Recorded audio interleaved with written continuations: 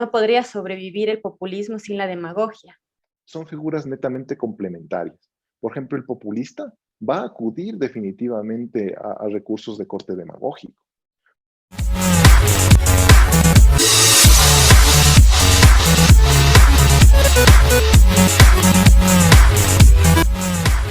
Hola, bienvenidos a este espacio de entrevistas de la revista jurídica digital Sano Juicio.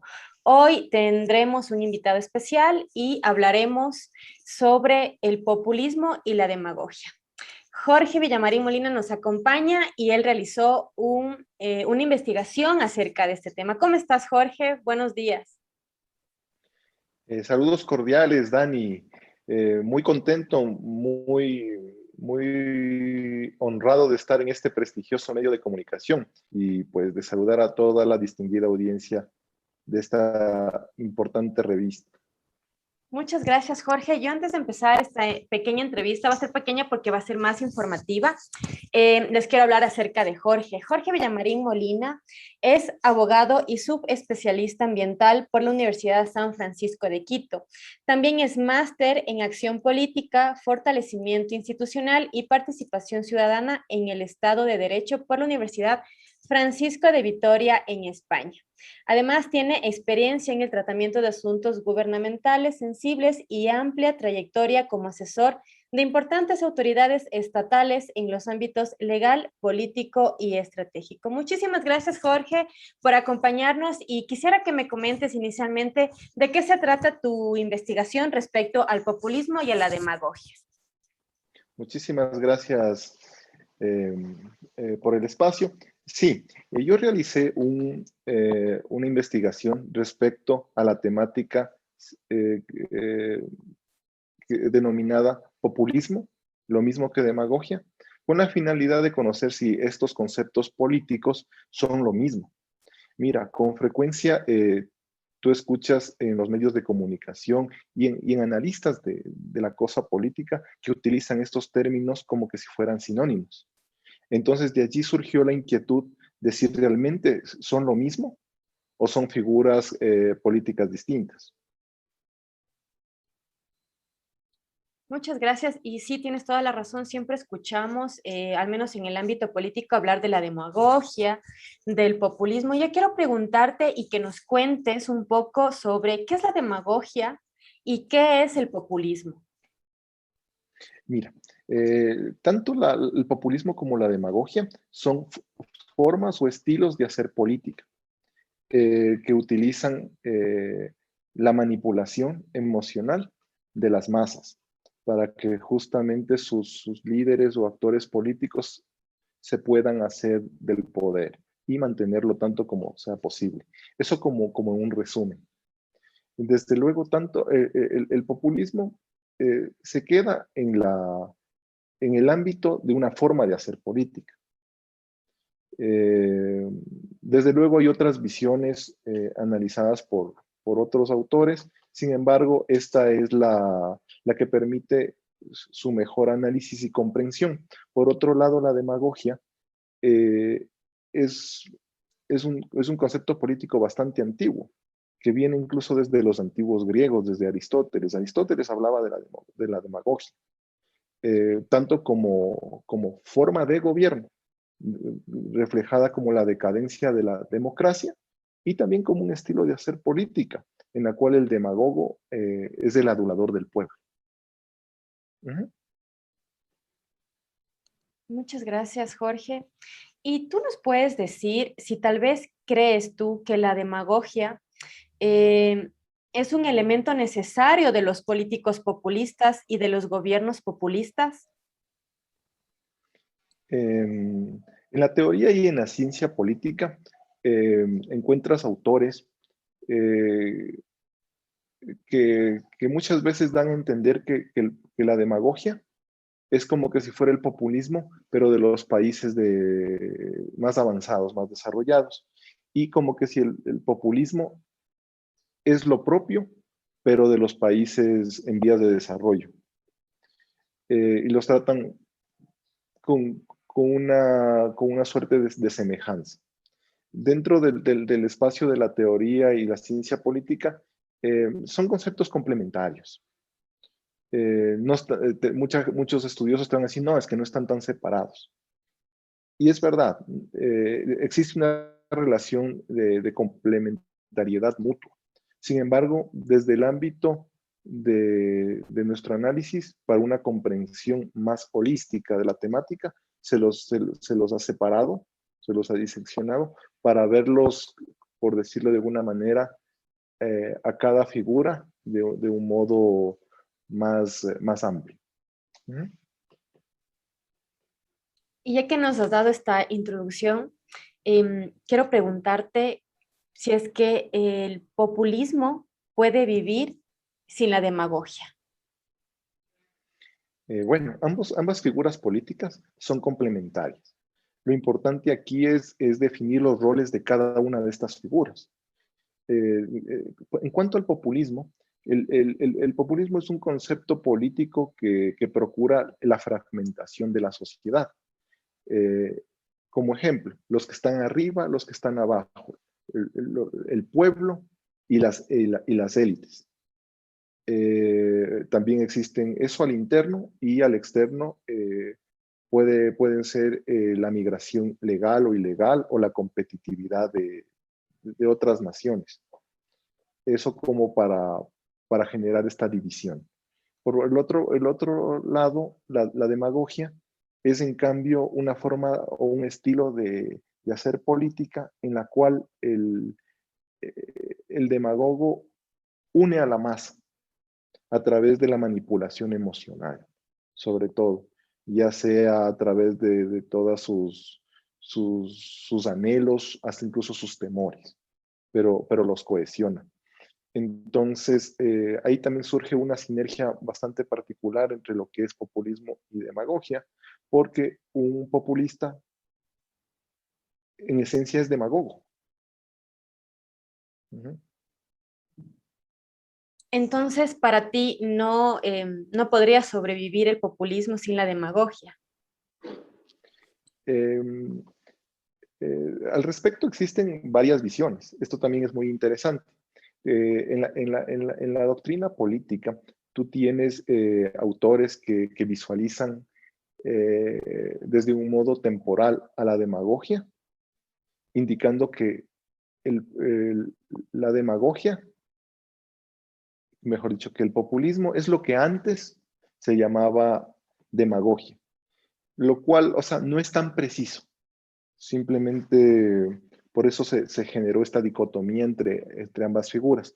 De ahí, como te adelantaba, son figuras netamente complementarias. Por ejemplo, el populista va a acudir definitivamente a recursos de corte demagógico, porque si bien necesita fragmentar a la sociedad, ya sea por cualquiera de estas estrategias, va a necesitar cohesionar también a la porción del electorado que le va a dar el poder.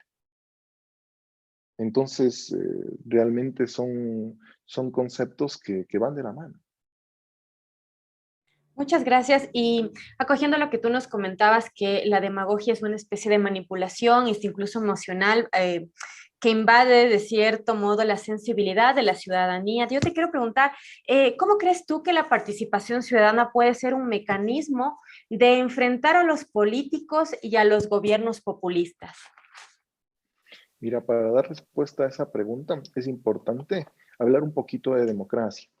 Democracia no se limita simplemente a su definición etimológica del demos y el kratos, el poder del pueblo. Es una figura política muy compleja que ha sido protagónica en el desarrollo de la ciencia y la teoría política. Actualmente el régimen más establecido, mayormente establecido en el mundo es la democracia liberal.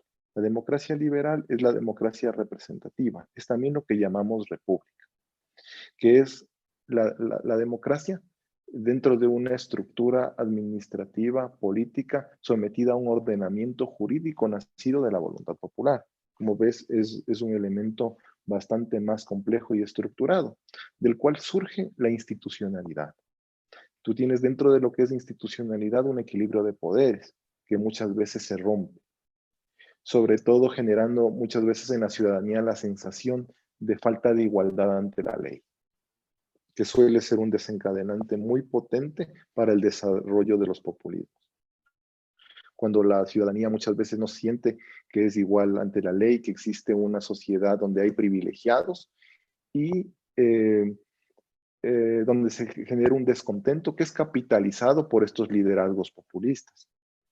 Entonces, el populista les ofrece reivindicarlas, indicándoles que el modelo en el que se está viviendo no es una democracia y que este líder les promete que con él sí van a tener una verdadera democracia. Entonces, yendo a la temática justamente para responder tu pregunta, cuando una democracia es madura, quiere decir que tiene instituciones sólidas. Donde las instituciones funcionan, donde hay justicia, donde hay independencia de poderes, los populismos no prosperan. Al respecto, por ejemplo, el filósofo Karl Popper ya lo venía diciendo hace varias décadas, que cuando existe una fuerte institucionalidad, los malos políticos no pueden hacer demasiado daño. Y es así que con una fuerte institucionalidad, realmente los populistas no prosperan. Entonces, al respecto, es importante señalar que la ciudadanía tiene que estar empoderada del acontecer político. No porque haya un marco normativo que diga que así tiene que ser. Es un tema de responsabilidad social y ciudadana, porque realmente es el futuro de la ciudadanía la que está en juego. Entonces, es justamente lo más acertado que se interese. Y muchas veces las formas para que se pueda interesar por la cosa política no vienen del Estado, sino de la misma organización ciudadana, a través, por ejemplo, de la generación de tanques de pensamiento, de fundaciones que se encarguen de fortalecer las veedurías ciudadanas, de que realmente se verifique que haya esta conexión entre mandantes y mandatarios, que haya rendición de cuentas y también siempre la posibilidad de fiscalizar y destituir a los malos gobernantes. Uh-huh. Gracias, Jorge. Y yo tengo una última pregunta y esto hasta incluso es algo personal, ¿no? Y es lo que tú decías, que en democracias maduras, y obviamente pienso, y eso es un criterio personal, que en el Ecuador todavía no ha alcanzado una madurez en la democracia. Pero en ese sentido nos indicaste que en este tipo de democracias los políticos populistas no prosperan. Entonces, yo te quiero preguntar, ¿cómo un ciudadano común y corriente eh, puede identificar tal vez una política populista de derecha y de izquierda? ¿Cómo podría identificar? No sé si nos puedes dar algunos ejemplos para nosotros poder conocer o darnos cuenta. Por supuesto, una pregunta muy interesante. Eh, eh, para eso vale la pena explicar que el populismo se vale justamente de las vulnerabilidades que tienen las ideologías, de tanto de izquierda y de derecha, que son justamente las más distribuidas en el mundo. El, justamente existen otros tipos de populismo. Podemos entre ellos invocar al populismo religioso, pero justamente este tipo de situaciones que pueden más visualizarse en Oriente Medio terminan a la larga o a la corta aterrizando justamente en ideologías de izquierda o de derecha, que es donde encuentran por lo regular su lugar. En los países del primer mundo, que suele llamarse más desarrollados, surgen eh, cuando hay cierto clima de insatisfacción popular, puede abrirse la puerta a los populismos que se suelen llamar de derecha, cuyas características suelen ser autoritarias y protectoras del nacionalismo. Por ejemplo, buscan proteger la producción nacional de la competitividad de naciones extranjeras. Muchas veces se adoptan políticas que promueven la xenofobia en contra de la migración legal o ilegal, como por ejemplo ha sucedido en los Estados Unidos durante la presidencia de Donald Trump, quien justamente reflejaba como su enemigo externo a China, que por su competitividad argumentaba de que eso afectaba a los empleos en los Estados Unidos y a la economía en líneas generales. O también tienes enemigos internos bajo el esquema de este mismo ejemplo, que era la migración tanto ilegal como legal. Seguidamente tenemos dentro de los populismos de izquierda justamente este líder, este actor político que justamente busca la fragmentación de la sociedad, generando esta dicotomía entre clases sociales, entre quienes están arriba y quienes están abajo, que quienes están abajo, o sea, supuestamente estarían mal porque los de arriba están bien. Me refiero, por ejemplo, a lo que suelen denominar pueblo.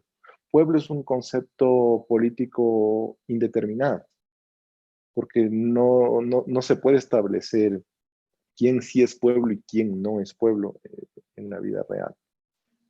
Sin embargo, el populista capitaliza el descontento de la sociedad argumentando de que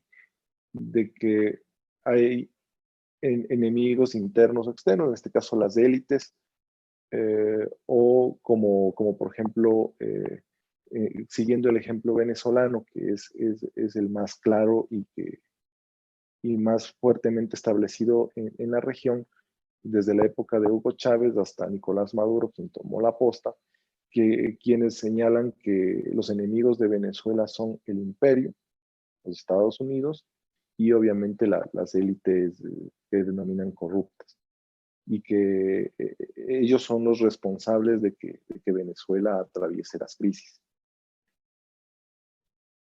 Eso en líneas generales.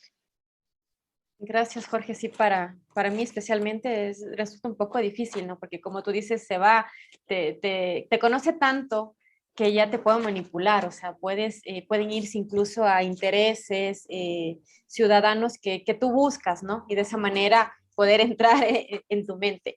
Yo quiero pedirte algo y es que nos comentes dónde podemos nosotros tal vez acceder a la investigación que tú hiciste sobre populismo, lo mismo que demagogia, que me resulta bastante interesante. ¿Dónde podemos verlo? No sé si nos puedes sugerir o tal vez al momento de publicar esta entrevista yo quisiera que postearlo, no sé si a través de un link. ¿Nos puedes indicar dónde podemos acceder?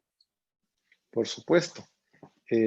Todas aquellas personas que estén interesadas en darle seguimiento a esta temática y poder conocer ampliamente lo dicho en esta entrevista, van a poder justamente descargar el documento en el enlace que se encuentra debajo de esta publicación. ¿Vale? Muchísimas gracias otra vez, Jorge, y encantadas, la verdad, de tenerte en este espacio de entrevistas y nada más, pues, agradecerte nuevamente, ¿no? Estamos en todas las redes sociales, les pedimos que por favor esta entrevista la compartan, más que todo ha sido muy informativa y abordamos cuestiones que naturalmente escuchamos, pero no la conocemos a profundidad, entonces creo que esa es una oportunidad muy importante para poder conocer y tal vez acceder a esta investigación que lo realizó Jorge y que me parece muy ilustrativo para nosotros. Gracias, Jorge, te agradezco y gracias por compartir este pequeño espacio en la revista jurídica digital Sano Juicio. Muchísimas gracias.